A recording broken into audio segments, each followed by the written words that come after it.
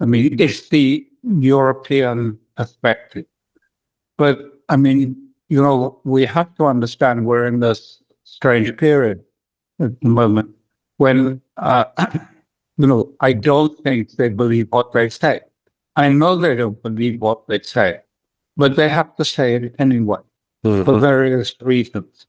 And I think one of the reasons that they have to say it is because of the European sense of desperation and vulnerability at a time of great, impending catastrophe for Europe that is unfolding. I mean, it really is very serious what is unfolding. I mean, you can go around in Europe on a holiday and you don't notice it because it's not in your face yet. But it's unfolding. And there is this sort of sense that, you can't break ranks. Everyone must stick to the line. Once one person steps out of line, then the whole thing starts collapsing and breaking apart. And so there is a sort of desperation, and it's sort of overplayed, this process of everyone sticking to the consensus, to the agreed line, and not allowing anyone. That old metaphor, I've used it before, but that old metaphor, you're on a yacht and everything is offered to you. You've got a super yacht, you can have whatever you want, and food and wine or whatever is your taste.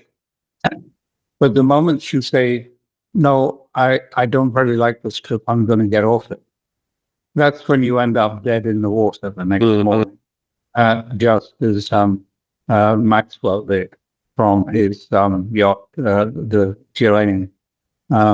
You can't do that. Everything has got to be kept together. And so you see it, and it's fairly obvious. I mean, the Europeans are obviously getting speaking notes sent around every morning because you see exactly the same language. He comes up with it, someone else comes up with it. In France, someone will come up with it. But it's, they don't even change the language. They just say the speaking notes verbatim.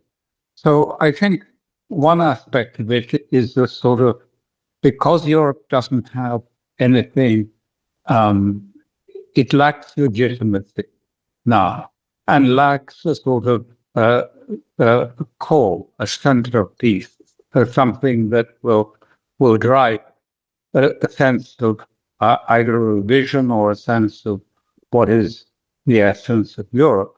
In other words, it doesn't have an identity and it doesn't have legitimacy, democratic legitimacy at all. In fact, it is completely severed from its electorates. So it's sort of, suspended above reality, if you like.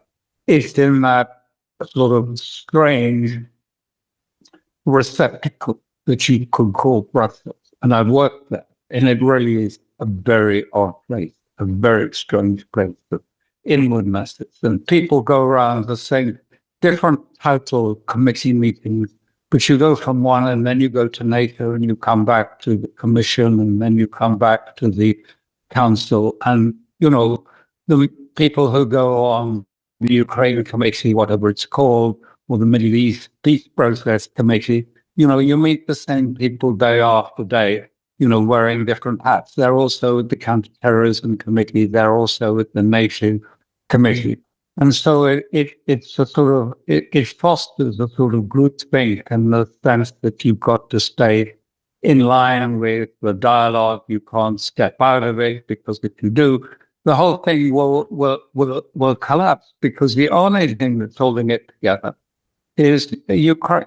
That's the only rallying point, the flag around which this is being constructed, and has been constructed for some time. All right, folks, hold on just a second.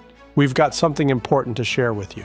First off, a big thank you for all your incredible support. Our team's been putting in the hours, really working hard to bring you insightful guests, new and improved formats, solid, high-quality analysis every week.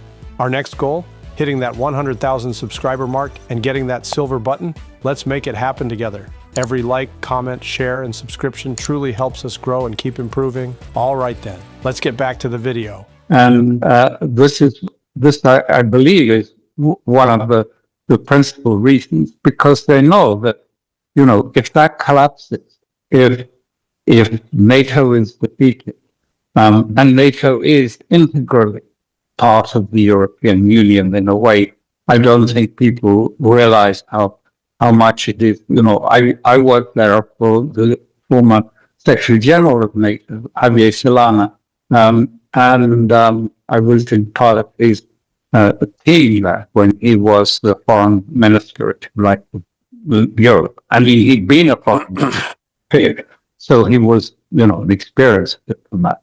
But it was, anyway, it was, at that point, even when there were 12 member states, it was impossible to bring something to a center point, to something that will hold everything together. It would always there was always centrifuge pulling it apart. Because there were too many presidents in the European Union. And so, one moment we had a mandate to do some foreign policy. The next moment it would be taken away. Then it would be given back to you. And then the president of the council, who is on a rotating basis, probably the sort of president of Luxembourg, would then tell everyone to get out of the room because he was going to meet with, whatever it is, Prime Minister of Israel. And then Solana would be sent out into the corridor instead. He wouldn't even be allowed in the room because he wanted photo opportunity. They just came for the photo opportunity and went home again. I'm not trying to be cynical about this. I'm just trying to tell you the reality. And I remember Solana telling me even then, he said, well, the Americans are pushing and pushing for New Europe to be included in the European Union, the new Europeans. The West Europeans being all Europe, France, Germany, and so on. And it was in the wake of of the Iraq war, when, as you know, France had opposed Washington on the war against Iraq, and so had Germany. And Europe was generally viewed, what Washington thought of as the old Europeans were generally viewed as, has been. And we want to support Poland and the Baltic states and everyone. And Solana at the time, I remember telling me, he said this is going to be absolutely disastrous for the European Union because, there are so many factions, they'll never be able to come together. And he was right. And now, I mean, it's become even more absurd because, the sort of Baltic tale wags the European dog. Yeah, and that's how it is. And now. And so Ukraine was the only running point, but it only was a running point because everyone stayed on message. Stay on message, say exactly the right thing, and we can survive. If anyone starts getting out of line, apart from Orban, where we will sort of isolate him more and cut him off of the process, then the thing will collapse. So we've had all these absurd statements, which are being designed by someone in some think tank inside the government, coming out to try and keep it all in line and give it a sort of sense of direction.